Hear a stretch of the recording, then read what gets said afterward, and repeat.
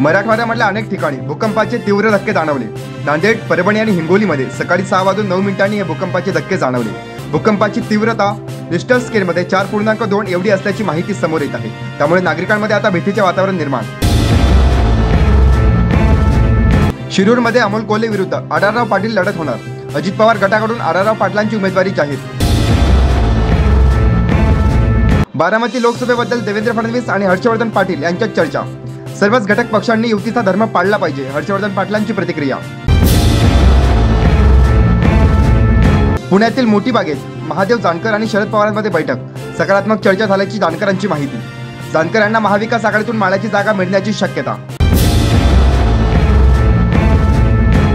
7 जागांसाठी पाठिंबा दिला, मग उर्वरित जागांवर वंचित उमेदवार देऊन काँग्रेसला पाडणार का?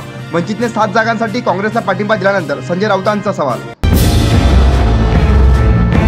1 ते 2 दिवसात सर्व घडलेलं सविस्तर सांगणार। परवा झालेल्या अमित शहा आणि राज ठाकरेंच्या भेटीवर उपमुख्यमंत्री देवेंद्र फडणवीसांचं प्रत्युत्तर।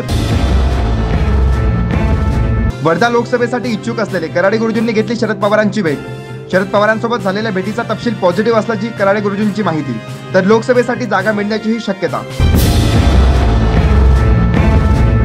महाराष्ट्रात मोदी नव्हे तर ठाकरे नावावर मतं मिळतात, म्हणून आणखी एक ठाकरे तोडण्याचा प्रयत्न। राज ठाकरे आणि अमित शहा भेटीवर उद्धव ठाकरेंचा टोला। पंतप्रधान नरेंद्र मोदी पुन्हा पंतप्रधान होणार नाहीत। मोदी पुन्हा निवडून आले तर रशियाप्रमाणे देशात हुकुमशाही येईल। बुलढाण्याच्या सभेमध्ये उद्धव ठाकरेंचा घणाघात।